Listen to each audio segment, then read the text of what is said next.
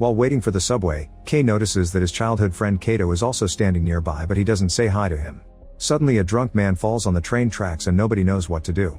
Kato jumps in and tries to move the guy, but he can't do it alone. He asks the crowd for help and even calls Kei by name, but everyone ignores him. With no other choice, Kato moves the man as much as he can, and once he's at the platform's edge, the crowd finally helps him pull the man up. At that moment the train appears and Kei tries to help Kato get back too, only for both of them to fall. The train runs over them and they get ready to feel pain, however to their shock they appear inside a white room instead. There are other confused people there and a huge black sphere. Kei leaves the room to check the door, but it's locked. Kato checks the windows but they can't be opened either. Then Kato confronts Kei for ignoring him at the station and Kei claims he didn't see him. While they wondered what happened, the other people confirm that they also died and woke up in this room. Suddenly laser beams come out of the sphere and create a wet female body out of nothing. The group confirms that's how everyone has appeared here. Since the woman is naked, Hiroshi tries to stare at her body, so Kato covers her with his jacket while ignoring Hiroshi's protests. Then the sphere plays a wake-up song before a message appears on its screen. It says that their old lives are gone and the sphere gets to choose how they'll live their new ones. The sphere shows them a portrait of an onion alien and tells them to kill him. When the sphere opens, they find a bunch of guns inside and a man connected to the computer. He's unconscious and doesn't react when they poke him. There also are a bunch of suitcases with their names and they open them to find some strange suits. Nobody dares to put them on except for Kishimoto, who is wary too but needs to cover up her naked body.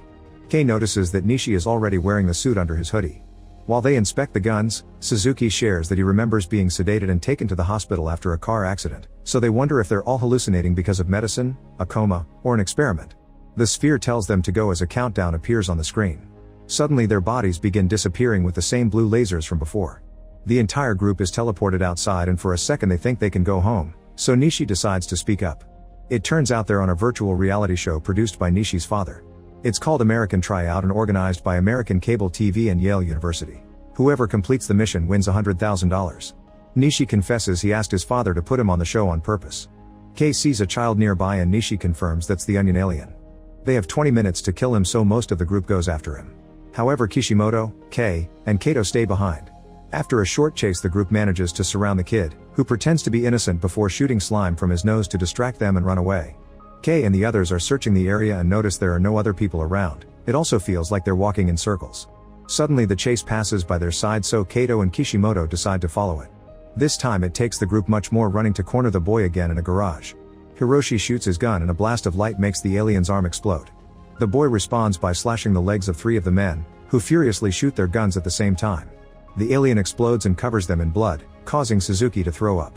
Hiroshi thinks this is fun and starts shooting at the body repeatedly, causing more blood explosions until Kato stops him. At that moment a very tall man appears behind them and Hiroshi insults him, so the man cuts his leg off. Then he lifts him by the head, so Hiroshi shakes his arms trying to break free. This knocks off the man's wig, revealing he's also an alien and the boy's father. 2 guys open fire but the man uses Hiroshi's body as a shield and it soon explodes. Then the man reveals huge claws and proceeds to kill everyone in the garage except for Kato. Kei hears the screaming and follows it to find the alien about to end his friend too, but suddenly Kishimoto tackles the man and sends him flying against a wall. Her suit is glowing blue, which means it's providing her with improved strength and speed. When the alien recovers, Kei rushes to hide behind a van. The alien hits Kato and Kishimoto, sending them flying at the same time. However, Kishimoto is unharmed thanks to the suit. Seeing this, Kei opens his suitcase but finds it empty. When the alien comes after him, Kei sneaks around the van and hits the man on the head with the suitcase from behind. Furious, the alien roars and breaks the street light bulbs. He raises his arm to attack Kei, but at that moment a bunch of wires appear and twist around the alien to trap him. Then Nishi turns off his camouflage and tries to give a gun to Kei, saying he was creative with the suitcase so he deserves the point. Kei raises the gun but he doesn't dare to shoot, so Nishi takes it back and kills the alien himself. Afterward the 4 of them are sent back to the white room without any bloodstains. To their shock Suzuki appears as well and Nishi explains that as long as they aren't fully dead, they'll be brought back and injuries get healed no matter how serious they are. He refers to the sphere as Gantz as the countdown finally ends. Then it assigns points for the mission. Everyone gets 0 and insults except for Nishi, who gets 5 and has now accumulated 79. The pictures of the men who died in the garage are added to the long list of all the people who have been dying in the show. Nishi explains their mission is to kill space invaders and calls a few deaths awesome, causing Kato to grab him by his hoodie and ask why he didn't help them. Using the suit's strength, Nishi painfully removes Katie's hands while calling him a hypocrite. He only stops when Kei threatens to shoot him. Kei wants more answers, but then Gantz glows and everyone disappears. The next morning Kei wakes up in his bedroom and assumes everything was a dream. However, at the subway station he sees a sign about 2 passengers getting hit by the train. Later at college, some students talk badly about Kei while Kojima secretly draws him. After class she tries to befriend him, but Kei doesn't pay much attention to her. In the afternoon Kei tries to visit Kato at his old address, but the building has been replaced by a parking lot. Then he searches the street where the mission happened and finds the walls destroyed by the alien, but the garage is empty and clean. At that moment Kishimoto arrives and says she remembers everything too, she even has the suit. This confirms it was real, but they can't go to the police because nobody will believe them. Then Kishimoto asks Kei if she can stay at his house. When they get there, she explains she lives with her boyfriend and they recently broke up. She tried to self-delete in the shower, but instead she woke up in the white room. Kishimoto has the jacket Kato lent her, and in a pocket they find his notebook. Kei reads it to look for a new address and learns that Kato is on parole. He remembers that Kato never went to high school and his father was violent, which could explain a life turned to crime. Meanwhile, Kato has a nightmare about the death of the alien child. When he wakes up he goes to the bathroom and his brother Ayumu checks on him, but Kato tells him everything's fine. After the boy goes back to bed, the blue lasers take Kato's body and send him to the white room. Kei and the other survivors from the last mission are already there, plus 3 new people consisting of a young woman, a grandmother, and a crying child. Gantz plays the wake-up song and tells them that today's target is the Tanaka alien. Nishi tells them they can never escape Gantz and any deaths will just be replaced. Kei and Kato realize that Nishi used the 3 men yesterday as bait. Then Nish and 2 new people are already being teleported, so the others rush to grab the weapons and the suits. The child and the grandmother are the first ones to appear in a parking lot and they're immediately found by the alien, who opens his mouth to reveal a bright light. When Kei also arrives he's horrified to find the bodies on the ground. The alien is waiting nearby while listening to music and Kei wants to shoot it, but his gun hand hasn't finished appearing. When the alien sees him it opens fire, and Kei defends himself at the last second. Kei is hit by the blast but the suit keeps him safe, while his own shot destroys the alien's boombox. Furious, the alien shoots again, however he aims at Nishi to get him out of camouflage mode. Nishi lands on top of a vent and the alien jumps to tackle him right through it. On the lower floor, they land on a car and the alien starts beating Nishi up. It's so strong that it breaks the suit, and the alien gets ready to shoot him. After some hesitation, Kato jumps in and grabs the alien to make it shoot the wall instead. When they fall to the floor, the alien turns its head and prepares another shot, but Kato jumps to make it fail again. The alien tries to escape from his hold, but Kato starts squeezing and with the strength provided by the suit he manages to put it out. Kei rushes to check on a bleeding Nishi, who tells him to get 100 points to revive him and then dies. Suddenly the alien appears behind Kato and punches him down. Then it turns to shoot at Kishimoto, but Kato tackles her to save her and the shot destroys a few cars instead. The alien starts hitting Kato, who pushes Kishimoto out of the way to protect her again.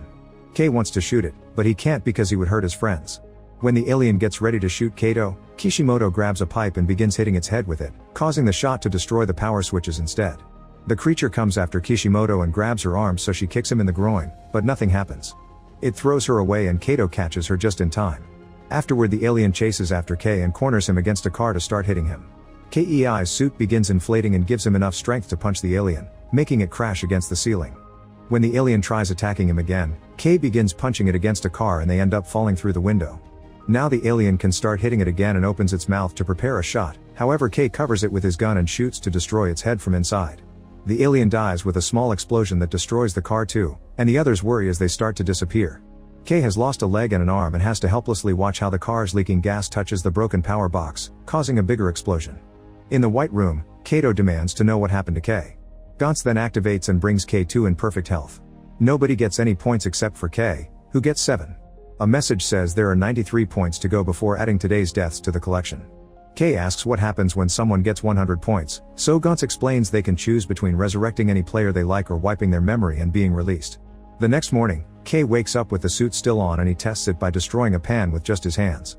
After covering the suit with normal clothes, Kei spends his day doing some tests like making big jumps all over town. When he's about to test if he can do it on rooftops, he gets a call from Kojima to invite him to a coffee shop. They meet for a snack and Kojima shares her art. In return Kei shares that he used to protect Kato from mean boys at school. Meanwhile Kishimoto visits Kato to return his jacket. He confesses that he was in juvie because he killed his father, who always came home drunk and beat Ayumu. Later Kato watches the news and notices the police investigating the damage in the garage. Ayumu tells him that lately he's been dreaming that his brother disappears, but Kato assures him he isn't going anywhere. That night the heroes are called back to the White Room with new players. The mission today is a creature known as the ill-tempered alien. Kato asks the newbies to put on the suits and grab a gun, but a monk protests by saying this is the work of the devil. It causes Kato to freak out as he explains he doesn't want to see any more death. Kei tries to calm him and an argument ensues, only to be interrupted when Gantz starts sending them out to the mission. The group is taken to a museum with two huge statues at the entrance. One of them must be the alien, but before they can discuss a plan, a newbie shoots the left statue and destroys it. At that moment the right statue starts moving and tries to stomp on the players, who move away just in time. Everyone starts running while the alien keeps using its fists or feet to try to kill them, but it's too slow. The monk runs into the museum and hides inside a room full of Buddhist art, where he starts praying. Whenever he closes his eyes, a statue in the room gets a little closer to him. Outside, Kei circles the statue to try to get the killing shot, but it jumps high and lands with such strength that the shockwave sends everyone flying. Hearing all this, another terrified newbie hides in the same room as the monk. Kei tells Kato to evacuate the others before going after the statue again, jumping very quickly to dodge the kicks. Then Kei slides under the statue and shoots at its leg, causing the limb to explode and the statue to fall on top of another newbie. Now that the statue is weak, Kei shoots it in the face and causes a huge explosion that kills the alien. He's very proud of himself, but Kato calls him out because he got a player killed. Kei says it's Kato's fault for not evacuating everyone as he asked. In the white room, Gantz's timer resets. At that moment a severely wounded newbie comes out of the museum and the group concludes there's another alien. Kei, Kato, and Kishimoto go inside and find the monk dead in the Buddhist room. Suddenly a statue with multiple arms attacks Kei, who blocks the blow with his gun and gets disarmed in the process. Then the statue begins to repeatedly stab Kei until Kato drags him away. He leaves Kei with Kishimoto, saying it's his turn to fight to protect his friend like Kei used to do for him in school. Afterward Katie sneaks around the room with his gun ready. Thanks to the reflection on the glass, he sees the alien appearing behind him and dodges its attacks, causing some art to get damaged instead. Suddenly the alien starts talking, pointing out it was the humans who attacked first and killed its friends. Feeling bad, Kato lowers his gun, only for the alien to attack again and disarm him. It then announces it wants revenge, but at that moment it explodes from a shot by Kishimoto.